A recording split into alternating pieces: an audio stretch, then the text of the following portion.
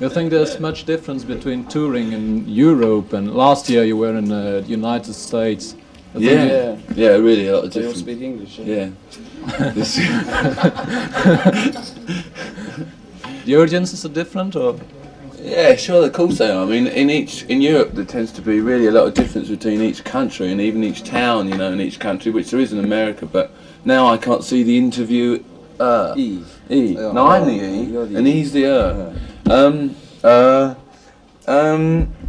I can't remember. Yeah, there's a lot of difference. I mean, really, people are very different in Europe. You know, I mean, considering the short distances, you know, you get into a language, completely different. I don't have to tell you all that. All those obvious things with borders, frontiers, languages.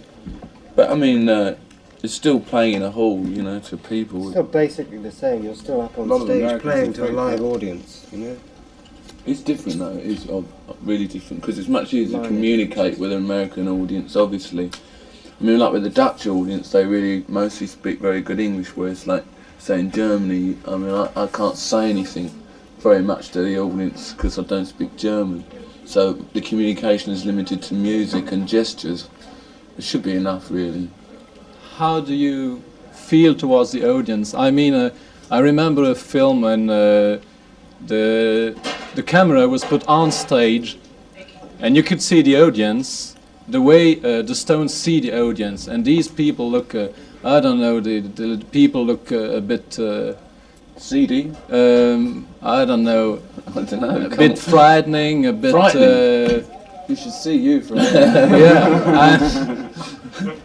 Do they? No, they don't. They don't get you. You know. How do you feel towards the audience when you see the people? Oh, I love them, don't I? If they come to see us, it's great, you know. I mean, sometimes they look happy. When they look really miserable, I get a Sometimes they bit. faint. Yes, they fainted a lot yesterday, which was very disappointing. We didn't like that. But we asked them not to stand up, but they actually. They don't scare us, no, you know. As an audience, as a whole thing, individually you could be scared by people, I suppose. They come there to enjoy it for the same reasons as we do, you know. So there's not a question of being frightened of an audience. What are your feelings when you're doing a concert in front of 30,000 people? I couldn't describe it in brief space given to us. You get a lot of adrenaline buzz, you know, and it's very difficult to describe. I mean, I don't know if you've ever been on stage, but people that, or like, you know, like going on telly for the first time, you know, or something. It's a bit like that. Have the audiences changed? I mean, you've been playing in front of big audience for now about 10 years. Do the crowds react the same way now as they did 10 years ago, or No. are the No. audiences They used to different? scream. They used to scream. That used to be the thing. Well, when we first started, they used to just sort of clap We and used to be like dance. the Osmonds, you know. I understand.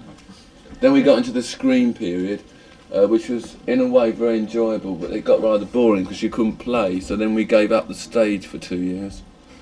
And you went back to stage. The Beatles didn't come back on Yeah, stage. we went They back said- because we thought, and when we came back, it was a different thing, you know, where it was slightly easier to play because it wasn't the screaming, but the audiences are generally very good, you know, appreciative. How comes the audiences have changed? They got older. Oh, younger. Something. I don't. Can't It's very avoid. difficult for us. I don't know. I mean, I don't always agree with Keith. A lot of them are older. In some places. Obviously older than they were 10 years ago, and they're all little girls that big. You know, that's the difference. Not in all of the places though. Not yet so much. You know, Paris, but generally. Yeah. What do you think of acts who are supposed to appeal to younger people like Slade or T-Rex and Sort of Well, another they're- non-question. I mean, Well, do we they're like doing them as a they're band? doing You their know? Yeah, I mean to that. entertain people. I don't personally like what they I don't do, like but, Slade or T-Rex very much. You know, there's Lots other of other bands I people do do. like. I don't mind Slade. I don't mind some of their records are good. I mean, there's a band that's been around a long time. There's not a bad band. Okay, thank you very much. That's all. okay? Thank you, gents. Now the lights off, please. Then we can go for the other lights. We'll do another interview on the other side of the room, and then it's over. Okay? Change ends. Change Time. ends. Half time. Keep your eye on this garment.